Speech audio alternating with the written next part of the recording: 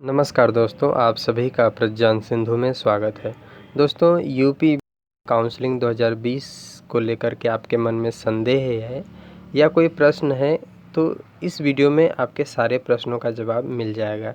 जैसे कि यहाँ पे हम डिस्कस करने वाले हैं कि आपकी काउंसलिंग कैसे होती है, ठीक है, और कितने रैंक तक जो है आपकी काउंसलिंग सबसे पहले कराई जाएगी, और काउंसलिंग में कितना खर्च आता है, और काउंसलिंग में कौन कौन से डॉक्यूमेंट्स लगते हैं। इन सारी चीज़ों पर बहुत ही सभी को संदेह रहता है, तो इस वीडियो में हम इन बिंदुओं पर जो है विशेष रूप से हम प्रकाश डालने वाले हैं। तो जैसे कि दोस्तों यहाँ पे स्क्रीन पर आप देख सकते हैं, ये है शुभकामना संदेश जो कि लखनऊ विश्वविद्यालय द्वारा जो है जारी किया गया था। तो इसमें काफ़ी जो है काउंसलिंग से संबंधित महत्वपूर्ण चीज़ें बताई गई थी जो आपके लिए जानना ज़रूरी है। देखिए यहाँ पे प्रोफेसर अमिताभ वाजपेयी जी द्वारा ये शुभकामना संदेश लिखा गया था। यहाँ पे इन्होंने बताया था कि देखिए, इस वर्ष जो है 4,31,000 अभ्यर्थियों ने प्रवेश परीक्षा हेतु आवेदन किया, ठीक है, और 3,57,701 अभ्यर्थियों ने परीक्षा दी, और ठीक है, और पूरे प्रदेश में लगभग 2,160 महाविद्यालय हैं, और बीएड की जो सीटें हैं आपकी गवर्नमेंट और प्राइवेट ले करके ये आपकी 2,01,000 से ऊपर हैं, ठीक है, 2,01,190 पे। तो देखिए आगे इन्होंने एक और महत्वपूर्ण चीज़ बताई कि देखिए आपका जो काउंसलिंग के वक्त जो आपका पेमेंट होगा, यानी कि जो आप फीस कटवाएंगे, वो इस बार और भी अच्छा होने वाला है। आपका फ़ीस जो है कटते समय फंसेगा नहीं, वो पेमेंट हो जाएगा, क्योंकि इस बार जो प्रणाली लाई गई है वो लाई गई है NEFT, यानी कि इसके द्वारा जो है आपका पेमेंट बहुत ही अच्छे तरीके से जो है हो जाएगा, कोई दिक्कत नहीं होगी, ठीक है, फीस फंसने वाली। और अगली चीज़ देखिए, महत्वपूर्ण चीज़ यहाँ पे इस चीज़ को बताई कि देखिए जब आप ऑनलाइन काउंसलिंग करेंगे तो उसमें ऑप्शन आएगा चॉइस फिलिंग का बीच में। ये चॉइस फिलिंग का ऑप्शन है आपके कॉलेज चुनने का, ठीक है। तो जब आप कॉलेज चुनते हैं तो यहाँ पे वही चीज़ बताई जा रही है कि जब आप कॉलेज चुनते हैं तो आपको जिन जिन कॉलेजों को चुनना है उनका लिस्ट आप पहले ही बना लीजिए। जैसे कि मान लीजिए आप 10 कॉलेज आप चुनना चाहते हैं जिसमें से आपको कोई भी कॉलेज मिल जाए, तो उन कॉलेजों की आप पहले ही लिस्ट बना लीजिए। और उन कॉलेजों का क्या, पूरे बीएड के कॉलेजों का एक कोड होता है, हर कॉलेज का अपना अपना एक कोड होता है। तो आपके इन 10 कॉलेजों का जो है कोड जो है उनके सामने लिख लेना है, ठीक है। क्योंकि जब आप काउंसलिंग के वक्त ऑनलाइन काउंसलिंग के समय चॉइस फिलिंग में जब आप अपना कॉलेज सेलेक्ट करेंगे तो आपके जो विश्वविद्यालय है, बीएड के जितने भी उसमें कॉलेज होंगे उसकी एक लिस्ट खुलेगी, और इतने बीएड के कॉलेज होंगे कि आप वहाँ पे आप जो अपने क्षेत्र के कॉलेज उसमें से ढूंढ जल्दी नहीं पाएंगे, क्योंकि आपको नाम से ढूंढ रहे होंगे, ठीक है। तो यहाँ पे वही चीज़ बताई गई है कि आप यदि उनका कोड नोट किए रहेंगे तो कोड जो है आगे उनके लिखा होगा, तो ठीक है। तो कोड से जो है आप आसानी से जो है उन कॉलेजों को चुन सकेंगे। इसलिए आप जो है अपने कोड को, अपने जिन जिन कॉलेज से आप बीएड करना चाहते हैं उनकी लिस्ट बनाइए और उनका कोड भी नोट कर लीजिए, ठीक है। अब ये कोड कहाँ से मिलेगा दोस्तों? तो कोड जो है लखनऊ विश्वविद्यालय ने जो है पहले ही जो है एक लिस्ट जारी कर दिया है कि किस विश्वविद्यालय के कितने जो है बीएड के कॉलेज हैं, और उनके सामने उनका नाम और उनका एड्रेस और कोड सारी डिटेल दे दी गई हैं। तो उसका जो वीडियो है इस चैनल पर भी आपको उपलब्ध हो जाएगा, आप वहाँ से जा कर के देख सकते हैं, ठीक है। तो आगे बात करें कि कितने रैंक तक के छात्रों की काउंसलिंग पहले होगी, तो इसका सीधा सा उत्तर है दोस्तों, 1 से 50,000 तक के जो छात्र होंगे उनकी काउंसलिंग सबसे पहले होगी, यानी कि 19 नवंबर से होगी। यदि डिटेल में बात करें तो ये है दोस्तों यूपी बीएड 2020 का काउंसलिंग शेड्यूल। इसमें जो है बताया गया है कि देखिए कब कब जो है काउंसलिंग आपकी कैसे होनी है। देखिए यहाँ पे ये जो है 1 से 50,000 तक की जो काउंसलिंग है वो 19 नवंबर से आपकी स्टार्ट हो जाएगी, ठीक है। यहाँ पे जो चीज़ें दी हुई हैं ये अलग अलग जो रैंक के छात्रों की अलग अलग डेट को काउंसलिंग होनी है, ठीक है। तो यहाँ पे सबसे पहले जो है 1 से 50,000 तक की जो छात्र की काउंसलिंग होनी है, इसमें जो है 19 नवंबर को उनका जो है रजिस्ट्रेशन हो जाएगा। देखिए दोस्तों, काउंसलिंग में कई स्टेप होते हैं, जैसे कि सबसे पहले काउंसलिंग में रजिस्ट्रेशन करना होता है, फिर जो है आप चॉइस फिलिंग यानी कि आप कॉलेज चुनते हैं कि आपको कौन कौन सा कॉलेज से बीएड करना चाहते हैं, उनमें से कोई एक कॉलेज दिया जाएगा।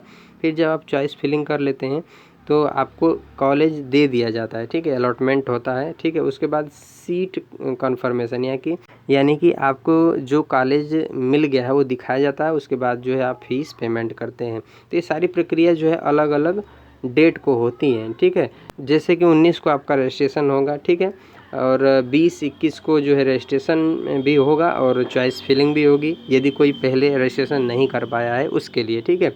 उसी तरह 23 को देखिए चॉइस फिलिंग, और 24 को अलॉटमेंट हो जाएगा, और 25, 26, 27 तक 3 दिन में आप जो है फ़ीस जमा करेंगे, ठीक है। तो इसी तरह से जो है ये जो प्रक्रिया है 1 से 50,000 तक के छात्रों के लिए है, और डेट उनके लिए ये रहेगी, ठीक है। इसी तरह से ये सारी यही प्रक्रिया आगे के छात्रों के लिए भी होगी, लेकिन उनके लिए डेट क्या होगा, अलग होगा, ठीक है। जैसे कि 50,000 एक जिनका रैंक है और 1,40,000 तक है, उनके लिए जो है रजिस्ट्रेशन का डेट जो होगा वो 24 नवंबर होगा, ठीक है। समझ रहे होंगे आप इस चीज़ को। और यहाँ पे भी उनके लिए भी ये वही प्रक्रिया होंगी जो पहले के छात्रों के लिए हुई है, ठीक है। जैसे कि रजिस्ट्रेशन, चॉइस फिलिंग, फिर अलॉटमेंट, और उसके बाद सीट कन्फर्मेशन और फीस पेमेंट, सारी प्रक्रिया जो है वही रहेगी। आप डेट देख सकते हैं, उनके लिए अलग डेट होगा, ठीक है। उसके आगे जो है 1,40,000 एक रैंक से 2,40,000 तक, ये जो है उनके लिए रजिस्ट्रेशन का जो डेट होगा वो 29 नवंबर होगा, ठीक है। इससे आगे जो जिनका रैंक है 2,40,000 से जितने भी उसके बाद छात्र होंगे उन सभी के लिए जो है अलग डेट है। इनके लिए रजिस्ट्रेशन का जो डेट होगा वो आपका 4 दिसंबर होगा, और जो है सीट और कन्फर्मेशन फ़ीस पेमेंट जो है 12 दिसंबर तक, ठीक है। आगे जो चीज़ होंगी वो होगा पूल काउंसलिंग। अभी पूल काउंसलिंग क्या होता है दोस्तों, तो मैं आप सभी को बता दूं कि पूल काउंसलिंग जो है ये इन्हीं छात्र, ये जो पूरे छात्र हैं, ये किसी कारण से जो है उनको कॉलेज नहीं मिल पाता है, सीट नहीं मिल पाती है, या उन्हें कॉलेज पसंद नहीं आता है तो छोड़ देते हैं, या किसी कारण से उन्होंने काउंसलिंग नहीं करवा पाए, तो उनको पूल काउंसलिंग में लेने का जो है एडमिशन लेने का मौका मिलता है, ठीक है। तो पूल काउंसलिंग के माध्यम से वो जो है एडमिशन ले सकते हैं, उनके लिए अलग से डेट यहाँ पे दिया हुआ है, ठीक है, आप देख सकते हैं। उसके बाद भी इनमें से भी बच जाते हैं तो डायरेक्ट कॉलेज के माध्यम से जो है डायरेक्ट एडमिशन होता है, ठीक है, जो छूटे हुए छात्र हैं, ठीक है। तो यहाँ पे देख सकते हैं इनके लिए भी जो है अलग से यहाँ पे डेट दी हुई है, ठीक है। ये बाद में इनका एडमिशन इस तरह से छूटे हुए छात्रों का होता है, ठीक है। तो उम्मीद करता हूँ आप सभी को समझ में आ गया होगा कि किस तरह से काउंसलिंग होती है, ठीक है। आगे हम बात करेंगे देखिए डॉक्यूमेंट के बारे में कि आपको जो है काउंसलिंग के समय कौन कौन से डॉक्यूमेंट लगते हैं। तो ये लखनऊ विश्वविद्यालय ने एक गाइडलाइन जारी किया था, इसमें बता दिया था कि आपको कौन कौन से डॉक्यूमेंट लगेंगे। तो यहाँ पे देखिए ये आपको जब कॉलेज में रिपोर्ट करेंगे तो ये डॉक्यूमेंट लगेंगे। तो यहाँ पे सारी चीज़ें लिखी हुई हैं, ठीक है। तो इसी चीज़ को मैं आगे आपको दिखाता हूँ। देखिए तो एक्चुअल में क्या होता है दोस्तों कि ऑनलाइन जो काउंसलिंग होती है ऑनलाइन, उसमें कोई भी डॉक्यूमेंट अपलोड करना नहीं होता है, ठीक है। आपको जो है यहाँ पे ये सारे डॉक्यूमेंट कॉलेज में जमा करने होते हैं, ठीक है। तो जब आपकी काउंसलिंग हो जाती है, ठीक है, तो उस समय आपको जो है क्या मिलता है, अलॉटमेंट लेटर मिल जाता है। तो वो प्रिंट करा लेना होता है, ठीक है। इसको आप अपने पास प्रिंट करा लीजिए, और उसके बाद यूपी बीएड प्रवेश परीक्षा रजिस्ट्रेशन फॉर्म लगता है, यानी कि जब आपने रजिस्ट्रेशन फॉर्म भरा था बीएड प्रवेश परीक्षा के लिए, उसका जो है आपको प्रिंट करा के जो है रख लेना होता है, ठीक है। एडमिट कार्ड जो है ये सारी अगर नहीं है तो वेबसाइट पर जो है वापस जा कर के पुनः आप इसको प्रिंट कर सकते हैं, ठीक है। और रिजल्ट का प्रिंट आउट और स्कोर कार्ड का प्रिंट आउट, ठीक है। कक्षा 10वीं की मार्कशीट, कक्षा 12वीं की मार्कशीट, बीए की मार्कशीट एवं डिग्री, ठीक है। बीएससी बीकॉम के छात्र हैं तो उसका मार्कशीट और डिग्री, ठीक है। एमए की मार्कशीट और डिग्री, यानी कि जो छात्र एमए के बेस पर बीएड कर रहे हैं सिर्फ उनके लिए, ठीक है, वो एमए की मार्कशीट या एमएससी एमकॉम है तो उसकी मार्कशीट और डिग्री जो है आपका लगेगा। और आगे जो है जाति प्रमाण पत्र, आपका आय प्रमाण पत्र, ठीक है, और निवास है तो वो भी ले लें, और जो है आपका भारांक यदि किसी प्रकार का छूट लिए हैं तो उसका भी जो है प्रमाण पत्र आपको साथ में रखना होगा, ठीक है। Aadhaar card PAN card, voter card, driving licence में से कोई एक जो है आपको जो है आईडी प्रूफ में लेकर के रखना होगा और 2 फ़ोटो होगी, ठीक है। 2 फ़ोटो अपनी साथ रखिए। और यहाँ पे ध्यान दीजिए, काउंसलिंग के वक्त ऑनलाइन जब आपकी काउंसलिंग होती है उस समय जो है एक बार 5,750 रुपये कटते हैं ऑनलाइन और एक बार जो 45,000 कटता है। तो इन दोनों की जो है आप फ़ीस रसीद जो भी है, फ़ीस रसीद जो है उसको प्रिंट करा लीजिए और उसको भी साथ में रखिए। और ये सारी चीज़ें जो ओरिजिनल फॉर्मेट में होंगी तो इसकी फ़ोटो कापी करा करके भी जो है अपने पास रखिएगा। और उसको जब आप अलॉटमेंट लेटर मिल जाएगा तो इन सारी चीज़ों को इकट्ठा करके जो है आप कॉलेज में ले जा कर के रिपोर्ट करेंगे तो आपको जो है एडमिशन दे दिया जाएगा। आगे हम बात करेंगे कि काउंसलिंग जो खर्च कितना आता है, कैसे जो है आपके कितने पैसे जो है खर्च हो जाते हैं। तो सबसे पहले दोस्तों सरकारी कॉलेज के बारे में बात करें तो यहाँ पे आपका 10,000 में एडमिशन हो जाता है, ठीक है। और यहाँ पे जो है ऑनलाइन काउंसलिंग के वक्त 750 रुपये काउंसलिंग चार्ज लगता है और 5,000 रुपये जो एडवांस फ़ीस और 5,000 रुपये आपका एडमिशन फ़ीस लगता है, ठीक है।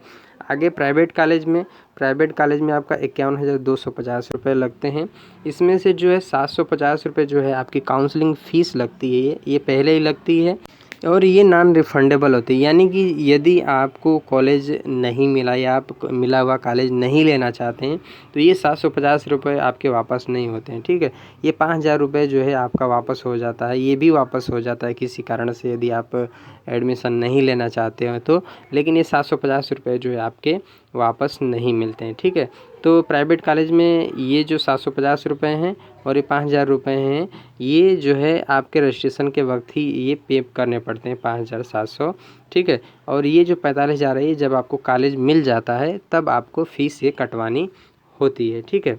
आगे हम बात करेंगे कि काउंसलिंग ऑनलाइन होती है या कॉलेज में होती है या कैसे होती है, ठीक है। तो दोस्तों काउंसलिंग जो है अब जो है ऑनलाइन हो रही है, ठीक है। आप चाहे तो अपने खुद से भी काउंसलिंग कर सकते हैं या कैफ़े पर भी जाकर कर सकते हैं, या यदि आप प्राइवेट कॉलेज में एडमिशन लेना चाहते हैं तो वहाँ भी जा कर के वहाँ पर भी कई बार कॉलेज खुद जो है छात्रों की काउंसलिंग करके एडमिशन ले लेते हैं। तो वहाँ से भी जा कर के आप काउंसलिंग जो है करवा सकते हैं और एडमिशन ले सकते हैं। लेकिन काउंसलिंग जो है आपकी ऑनलाइन ही होती है, ठीक है। तो उम्मीद करता हूँ दोस्तों आपको सारी चीज़ें समझ में आई होंगी।